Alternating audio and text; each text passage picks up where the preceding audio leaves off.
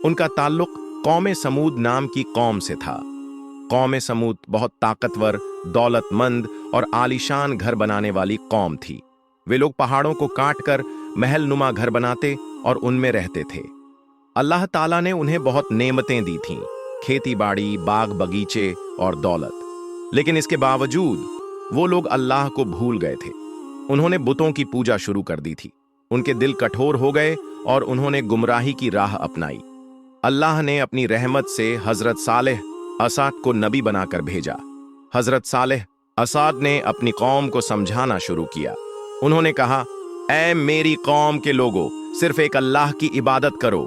वही तुम्हारा पैदा करने वाला है, वही तुम्हें रिज्क देता है। इन बुतों की पूजा छोड़ दो, ये तुम्हें न फायदा पहुंचा सकते हैं और न नुकसान। कौम समूद ने हजरत सालेह आसद की बात सुनी। कुछ लोग सोच में पड़ गए कि सालेह आसद सही कहते हैं, लेकिन उनके सरदारों और अमीरों ने कहा, सालेह पहले तो हमारी तरह थे, आज हमें यह सिखाने लगे हैं। क्या वह हमसे बेहतर हैं?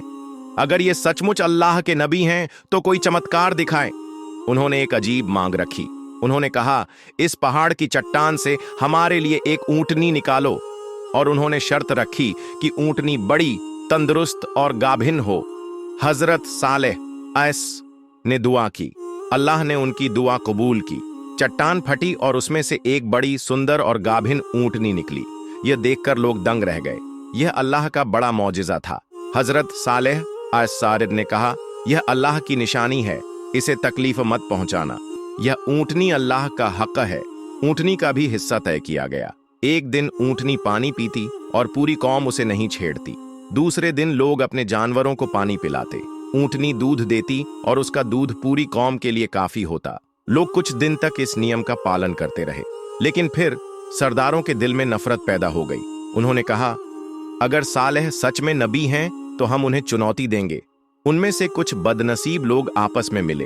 उन्होंने साजिश की और कहा, इस ऊंटनी को मार डालो। आखिरकार उन लोगों ने ऊंटनी को कत्ल कर दिया। हजरत सालेह आयस बहुत गमगीन हुए। उन्होंने कहा, तुमने अल्लाह की निशानी का कत्ल किया है, अब अल्लाह का अजाब तुम्हारे करीब है। उन्होंने 3 दिन की मोहलत दी। पहले दिन उनके चेहरे पीले हो गए, दूसरे दिन लाल हो गए, तीसरे दिन काले हो गए और चौथे दिन अल्लाह का अजाब उतर आया। तेज आवाज और झलझला आया। कौमे समूद के सारे लोग हलाक कर दिए गए। उनके आलीशान घर, महल और दौलत सब बर्बाद हो गई। सिर्फ हजरत सालेह ऐस और चंद ईमान वाले लोग बच गए। हजरत सालेह असालन ने गम के साथ कहा, ऐ मेरी कौम, मैंने तुम्हें समझाया लेकिन तुमने नहीं माना। तुम्हारे सरदारों ने तुम्हें गुमराह किया और तुमने उनकी सुनी। इस तरह कौम समूद का वजूद मिटा दिया गया। उनकी बर्बादी आज भी लोगों के लिए सबक है। कुरान में कई जगह इस वाक़ये का जिक्र है, ताकि लोग सीखें कि अल्लाह की नाफरमानी करने का नतीजा कितना सख्त है।